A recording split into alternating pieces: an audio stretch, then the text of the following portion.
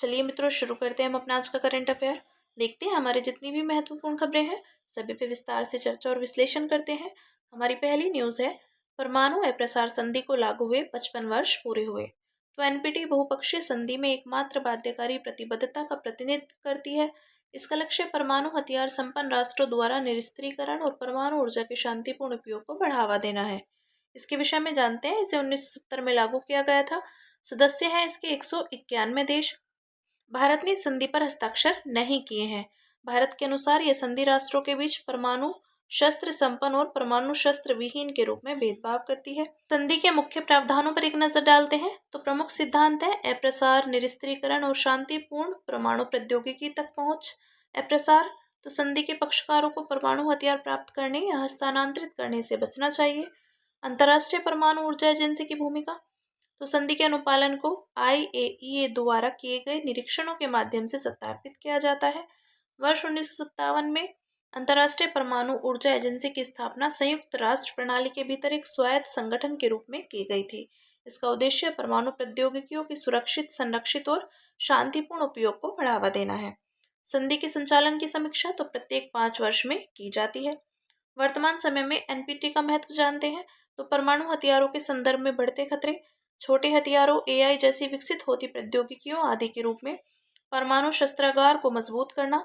Stockholm International Peace Research Institute के अनुसार अधिकांश देशों ने अपने परमाणु शस्त्रागार का विस्तार किया है। परमाणु कूटनीति को कमजोर करना तो उदाहरण के लिए रूस ने व्यापक परमाणु परीक्षण प्रतिबंध संधि के अपने अनुसमर्थन को वापस ले लिया। परमाणु निरस्त्रीकरण पर अन्य प्रमुख संधियां तो व्यापक परमाणु परीक्षण प्रतिबंध संधि।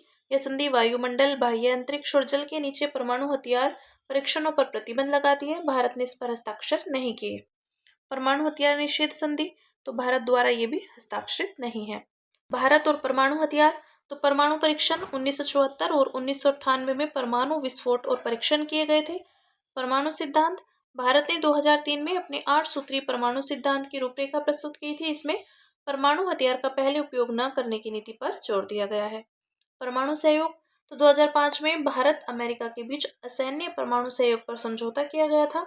भारत और जापान के बीच जो 2015 में परमाणु ऊर्जा के शांतिपूर्ण उपयोग हेतु सहयोग के लिए समझौता हुआ था। ठीक है, ये बात की हमने भारत और परमाणु हथियार की। अब बात करेंगे अगली न्यूज़ की, जो है सुप्रीम कोर्ट ने महिला सशक्तिकरण के लिए मौजूदा कानूनों के सख्त कार्यान्वयन की आवश्यकता पर जोर दिया। तो ऐसी टिप्पणियों और निर्णयों के माध्यम से भारतीय न्यायपालिका ने समय समय पर महिला सशक्तिकरण में महत्वपूर्ण भूमिका निभाई है। जानते हैं इसके विषय में तो यौन उत्पीड़न की रोकथाम, विशाखा साहनी बनाम राजस्थान राज्य 1998 मामले में सुप्रीम कोर्ट ने कार्यस्थल पर महिलाओं के यौन उत्पीड़न को रोकने के लिए विस्तृत दिशा निर्देश निर्धारित किए थे। महिला अधिकारों को कायम रखना, शायरा बानो बनाम भारत संघ 2017 मामले में सुप्रीम कोर्ट ने ट्रिपल तलाक को असंवैधानिक घोषित किया था और इसे महिलाओं के मौलिक अधिकारों का उल्लंघन बताया था। लैंगिक समानता, दानम्मा @सुमन सूरपुर बनाम अमर 2018 मामले में सुप्रीम कोर्ट ने पैतृक संपत्ति में पुत्र के समान पुत्री के अधिकार को बरकरार रखा। आपराधिक कानूनों में सुधार तो जोसेफ शाइन बनाम भारत संघ 2018 मामले में सुप्रीम कोर्ट ने IPC की धारा 497 को खारिज कर दिया। यह धारा एक विवाहित महिला को उसके पति की संपत्ति के रूप में मानते हुए व्यभिचार का अपराध मानती है। वेतन समानता, रणधीर सिंह बनाम भारत संघ 1982 मामले में सुप्रीम कोर्ट ने संविधान के अनुच्छेद 39D के तहत समान कार्य के लिए समान वेतन को एक संवैधानिक लक्ष्य के रूप में मान्यता दी थी। महिला सशक्तिकरण हेतु अन्य संवैधानिक और विधायी उपाय तो संवैधानिक है मौलिक अधिकार अनुच्छेद 14 यानी समानता का अधिकार, 15(1) है लैंगिक आधार पर भेदभाव का निषेध। राज्य की नीति निदेशक के तत्व तो अनुच्छेद 42 राज्य कार्य की उचित और मानवीय स्थितियां सुनिश्चित करने एवं मातृत्व राहत के लिए प्रावधान करेगा। विधायी है घरेलू हिंसा से महिलाओं का संरक्षण अधिनियम 2005, कार्यस्थल पर महिलाओं को लैंगिक उत्पीड़न यानी रोकथाम, निषेध और निवारण अधिनियम 2013। ठीक है, फिर नेक्स्ट देखते हैं। SpaceX के स्टारशिप रॉकेट में लॉन्च होते हुए विस्फोट हुआ तथा फ्लोरिडा और बहामास में उसका मलबा बिखर गया। यह घटना स्टारलिंक और क्यूपर जैसे सैटेलाइट्स के विशाल समूह के विस्तार से जुड़े बढ़ते जोखिमों को उजागर करती है। अंतरिक्ष मलबा वास्तव में अंतरिक्ष में परिक्रमा कर रहे अनुपयोगी मानव निर्मित ऑब्जेक्ट्स होते हैं। इनमें पृथ्वी की कक्षा में परिक्रमा कर रहे या वायुमंडल में फिर से प्रवेश करने वाले निष्क्रिय सैटेलाइट्स के टुकड़े होते हैं। अंतरिक्ष मलबे के प्रबंधन से जुड़े गवर्नेंस संबंधी और कानूनी मुद्दे। तो अंतर्राष्ट्रीय संधियों में अंतरिक्ष मलबे की ऐसी कोई कानूनी परिभाषा नहीं दी गई है जो सभी को स्वीकार हो।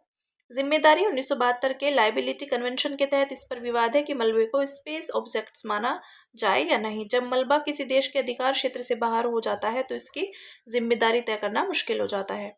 दिशा निर्देशों को लागू करने में समस्या। तो कई पुराने सैटेलाइट्स में डी ऑर्बिटिंग तंत्र नहीं होते। इससे संयुक्त राष्ट्र के स्वैच्छिक डी ऑर्बिटिंग दिशा निर्देशों का पालन सुनिश्चित करना कठिन हो जाता है। मलबे के स्रोत की पहचान। तो विशेष रूप से पुराने स्पेस ऑब्जेक्ट्स की या सैटेलाइट्स के टुकड़े के स्रोत की पहचान करना चुनौतीपूर्ण होता है। इससे भी किसी देश या एजेंसी को जवाबदेह ठहराना मुश्किल हो जाता है। अंतरिक्ष मलबे के मुख्य स्रोत। तो अधिकांश अंतरिक्ष मलबा पृथ्वी की कक्षा में सैटेलाइट्स के खंडित होने या किसी अन्य ऑब्जेक्ट्स के साथ इनके टकराने से उत्पन्न होता है। अंतरिक्ष मलबा रॉकेट के निष्क्रिय हो गए चरणों और अंतरिक्ष आधारित हथियारों जैसे एंटी सैटेलाइट मिसाइलों के उपयोग से भी उत्पन्न हो सकता है। अंतरिक्ष मलबे के बढ़ने से जुड़ी चुनौतियां। तो अंतरिक्ष में परिक्रमा कर रहे सक्रिय और उपयोगी सैटेलाइट्स तथा अंतरिक्ष यात्रियों के जीवन के समक्ष खतरा बना रहता है और नए सैटेलाइट्स को सक्रिय और सुरक्षित बनाए रखने के लिए विशेष उपाय करने होते हैं। इससे अंतरिक्ष कार्यक्रम की लागत बढ़ जाती है। देखते हैं अंतरिक्ष मलबे से निपटने के लिए उठाए गए कदम। तो वैश्विक स्तर की बात करें तो 1993 में inter agency debris coordination committee गठित की गई थी। अंतरिक्ष मलबे को कम करने पर संयुक्त राष्ट्र दिशा निर्देश जारी किए गए। इन दिशा निर्देशों को बाह्य अंतरिक्ष के शांतिपूर्ण उपयोग पर संयुक्त राष्ट्र समिति ने तैयार किया। जीरो डेब्रिस चार्टर पर 12 देशों ने हस्ताक्षर किए। इनमें ऑस्ट्रिया, बेल्जियम, साइप्रस जैसे देश शामिल हैं। भारत द्वारा उठाए गए कदम। तो मलबा मुक्त अंतरिक्ष मिशन 2030 की घोषणा की गई। ISRO system for safe and sustainable space operation and management ने कार्य करना शुरू कर दिया। Space situational awareness control centre की स्थापना की गई और project network for space object tracking and analysis यानी नेत्र शुरू किया गया।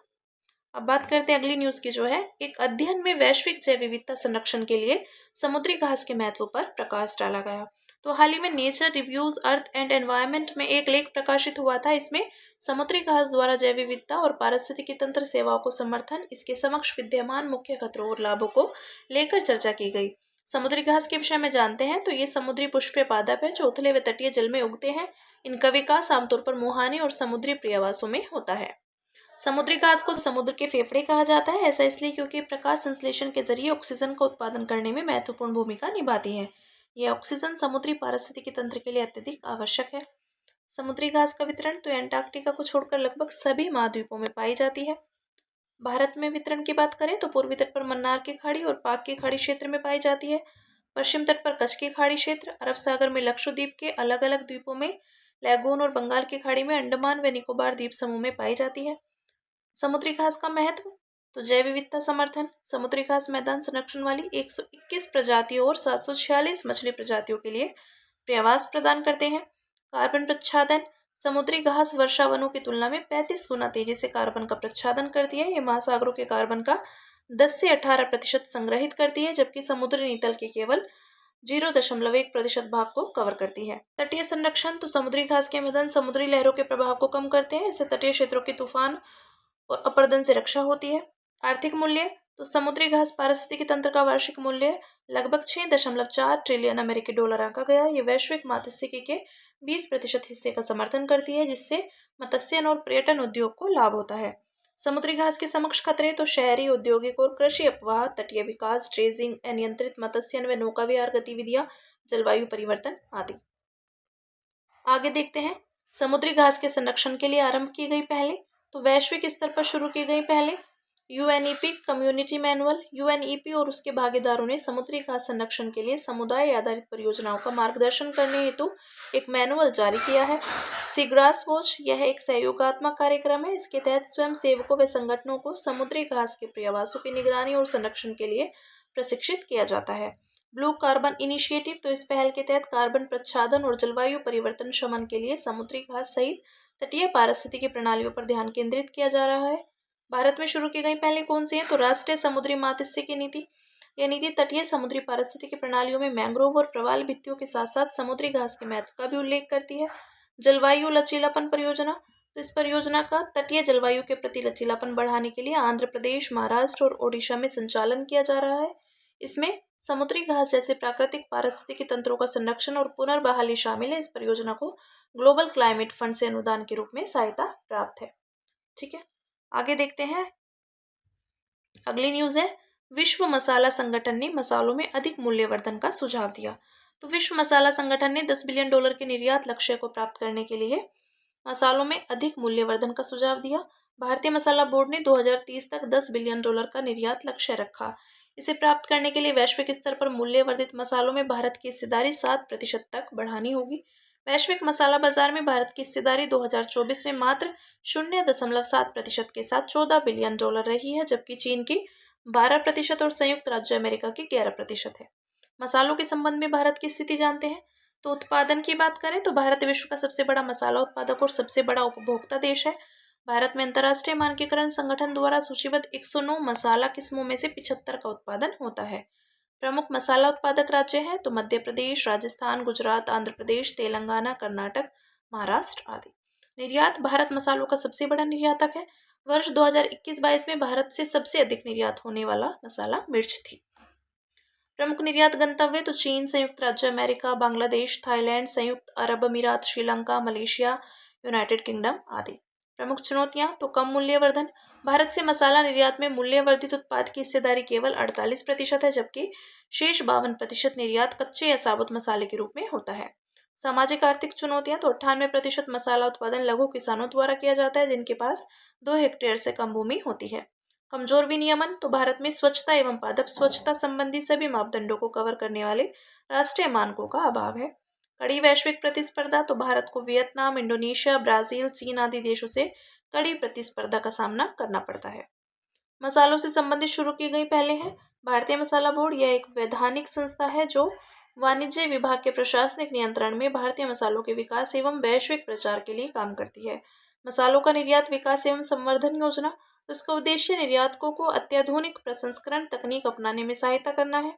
अन्य साझा प्रसंस्करण के लिए अवसंरचना की स्थापना और रखरखाव करना, राष्ट्रीय संधारणीय मसाला कार्यक्रम आदि।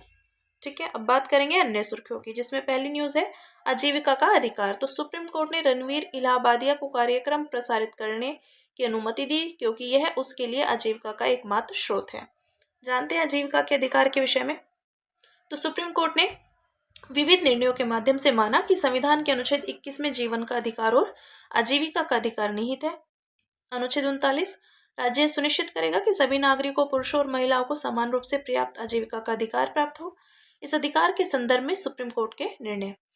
ओल्गा टेलिस बनाम बॉम्बे नगर निगम यानी फुटपाथ पर रहने वालों का मामला। आजीविका का अधिकार जीवन के अधिकार का हिस्सा है, क्योंकि कोई भी व्यक्ति आजीविका के साधन के बिना नहीं रह सकता। एमजे शिवानी बनाम कर्नाटक राज्य, तो संविधान के अनुच्छेद 21 के तहत जीवन के अधिकार में आजीविका की सुरक्षा शामिल है। अगली न्यूज देखते हैं, सहकारी चीनी मिलों के लिए योजना। तो हाल ही में केंद्र सरकार ने संशोधित इथेनॉल ब्याज अनुदान योजना के तहत सहकारी चीनी मिलों के लिए एक नई योजना अधिसूचित की। कार्यान्वयन मंत्रालय विभाग तो केंद्रीय उपभोक्ता मामले, खाद्य और सार्वजनिक वितरण मंत्रालय का खाद्य और सार्वजनिक वितरण विभाग। उद्देश्य है गन्ना आधारित मौजूदा इथेनॉल संयंत्रों को मल्टी फीड स्ट्रोक आधारित संयंत्रों में बदलना।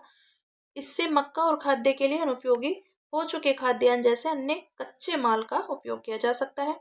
संशोधित इथेनॉल ब्याज अनुदान योजना के तहत सरकार 6% प्रतिवर्ष की ब्याज छूट देगी या बैंकों, वित्तीय संस्थानों द्वारा तय ब्याज दर का 50% वहन करेगी, जो भी कम हो। इस योजना से इथेनॉल उत्पादन को बढ़ावा मिलने के साथ साथ गैर परंपरागत कच्चे माल का उपयोग भी बढ़ेगा। इससे किसानों और सहकारी चीनी मिलों को लाभ मिलेगा। आगे देखते हैं इस्लामिक सहयोग संगठन OIC। तो इस्लामिक सहयोग संगठन ने गाजा पर अधिकार करने और उसके निवासियों को विस्थापित करने की अमेरिका राष्ट्रपति डोनाल्ड ट्रंप की योजना के खिलाफ अरब लीग के वैकल्पिक प्रस्ताव का समर्थन किया। इसके विषय में जानते हैं, ये एक अंतर्राष्ट्रीय संगठन है, मुस्लिम जगत का सामूहिक पक्ष रखने वाला संगठन है। तो इसके सदस्य 57 देश हैं और ये देश 4 महाद्वीपों से हैं। ये विश्व का दूसरा सबसे बड़ा संगठन है। विश्व का सबसे बड़ा संगठन संयुक्त राष्ट्र है। यह संगठन 25 सितंबर 1969 को अस्तित्व में आया था। स्थायी सचिवालय है जेद्दा में स्थित। उद्देश्य विश्व के विविध लोगों के बीच अंतर्राष्ट्रीय शांति और सद्भाव को बढ़ावा देने की भावना से मुस्लिम दुनिया के हितों की रक्षा करना। फिर अगली है MSMEs के लिए डिजिटल फुटप्रिंट आधारित ऋण। तो वित्त मंत्रालय ने MSMEs के डिजिटल फुटप्रिंट का उपयोग करके एक नया ऋण मूल्यांकन मॉडल लॉन्च किया। इस कदम का उद्देश्य ऋण मूल्यांकन और संवितरण को प्रभावी बनाना है। इसके विषय में जानते हैं। ये मॉडल इकोसिस्टम में उपलब्ध डिजिटल रूप से प्राप्त और सत्यापित डेटा का उपयोग करेगा तथा एमएसएमईज ऋण मूल्यांकन के लिए स्वचालित प्रक्रियाएं तैयार करेगा। इसके निम्नलिखित उद्देश्य हैं: वित्तीय समावेशन में सुधार करना, पारंपरिक क्रेडिट स्कोर पर निर्भरता कम करना और एमएसएमईज की औपचारिक ऋण तक आसान पहुंच सुनिश्चित करना। केंद्रीय बजट 2024-25 में घोषणा की गई थी कि सार्वजनिक क्षेत्र के बैंक एमएसएमईज को ऋण देने से पहले उनके ऋण भुगतान की क्षमता का आकलन अपने स्तर से करेंगे। इसके लिए उन्हें किसी बाहरी एजेंसी पर निर्भर नहीं रहना चाहिए। ठीक है, आगे देखते हैं गांडीव मिसाइल। तो डीआरडीओ ने अपनी हवा से हवा में मार करने वाली मिसाइल तकनीक को आधिकारिक तौर पर गांडीव नाम दिया। देखते हैं इसके विषय में। तो यह अस्त्र श्रृंखला में अगली मिसाइल है। यह मिसाइल अपने पूर्ववर्ती संस्करणों अस्त्र MK1 और अस्त्र MK2 की सफलता पर आधारित है। इसके संचालन में अत्याधुनिक तकनीक सॉलिड फ्यूल डक्टेड रैमजेट प्रणोदन प्रणाली का उपयोग किया गया है। यह प्रणाली वायुमंडलीय ऑक्सीजन को ऑक्सीडाइजर के रूप में इस्तेमाल करने में सक्षम है। गति तो यह 300 से 350 किलोमीटर की विस्तारित रेंज में मैक 4.5 तक की सुपरसोनिक गति पर रहते हुए यात्रा कर सकती है। ठीक है, अगली है ट्रोपेक्स 2025। तो ट्रोपेक्स का आयोजन जनवरी से मार्च 2025 तक 3 माह की अवधि के लिए किया गया था। यह भारतीय नौसेना का प्रमुख द्विवार्षिक युद्ध अभ्यास है। उद्देश्य इसका भारतीय थल सेना, वायुसेना और तटरक्षक बल के समन्वय में भारतीय नौसेना की परिचालन तैयारियों का आकलन करना तथा उनमें सुधार करना। आगे देखते हैं पोषण अभियान। तो हाल ही में पोषण अभियान ने अपने कार्यान्वयन के 7 वर्ष पूरे किए। यह अभियान 2018 में शुरू हुआ। यह पोषण से आशय है prime minister over reaching scheme for holistic nutrition. इसके विषय में देखते हैं। केंद्रीय महिला एवं बाल विकास मंत्रालय है इसका। योजना का प्रकार केंद्र प्रायोजित योजना। उद्देश्य है किशोरियों, गर्भवती महिलाओं, स्तनपान कराने वाली माताओं और 0 से 6 वर्ष की आयु के बच्चों की पोषण स्थिति में सुधार करना। मिशन पोषण 2.0 तो इसे 2021 में शुरू किया गया था। पूरक पोषण कार्यक्रम और पोषण अभियान जैसे समान उद्देश्यों वाले अन्य कार्यक्रमों को मिशन पोषण 2.0 में शामिल कर लिया गया है। वित्त पोषण व्यवस्था तो राज्यों और विधानसभा वाले केंद्र शासित प्रदेशों के लिए केंद्र और राज्य केंद्र शासित प्रदेश सरकार के बीच 60 और 40 के अनुपात में, पूर्वोत्तर राज्यों और हिमालय राज्यों के लिए तो केंद्र और राज्य सरकार के बीच 90-10 के अनुपात में, बिना विधानसभा वाले केंद्र शासित प्रदेशों के लिए 100% वित्त पोषण केंद्र सरकार द्वारा।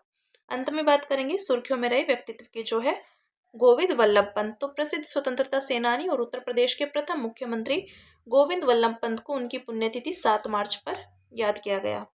जन्म इनका खूट गांव अल्मोड़ा उत्तराखंड में हुआ। उन्होंने 1921 में राजनीति में प्रवेश किया तथा आगरा एवं अवध के संयुक्त प्रांत की विधानसभा के लिए चुने गए थे। मुख्य योगदान भारत के स्वतंत्रता आंदोलन में योगदान तो कांग्रेस ने उन्हें काकोरी कांड में शामिल रामप्रसाद बिस्मिल, अशफाक उल्लो खान और अन्य क्रांतिकारियों का पक्ष रखने के लिए नियुक्त किया था। उन्होंने नमक सत्याग्रह और भारत छोड़ो आंदोलन में भाग लिया था। उन्होंने 1930 में सविनय अवज्ञा आंदोलन की योजना बनाने के कारण गिरफ्तार कर लिया गया था। उत्तर प्रदेश के मुख्यमंत्री के रूप में योगदान तो उन्होंने जमींदारी प्रथा का उन्मूलन किया, हिंदू कोड बिल पारित कर हिंदू महिलाओं को तलाक देने का अधिकार और पैतृक संपत्ति में अधिकार दिलाया था। भारत के गृह मंत्री के रूप में योगदान तो उन्होंने भाषा आधार पर राज्यों के पुनर्गठन में भूमिका निभाई। उन्होंने केंद्र सरकार में और कुछ राज्यों में हिंदी को राजभाषा का दर्जा दिलाने में महत्वपूर्ण भूमिका निभाई थी। सम्मान तो उन्हें 1957 में भारत रत्न से सम्मानित किया गया। मूल्य है नेतृत्व, कौशल, सत्यनिष्ठा और करुणा। ठीक है, ये बात की हमने गोविंद वल्लभ पंत की। ठीक है, तो हमारी आज की जितनी भी महत्वपूर्ण खबरें थी हमने सभी पे विस्तार से चर्चा और विश्लेषण किया है। अब इसी के साथ मिलते हैं कल अपनी नई खबरों के साथ।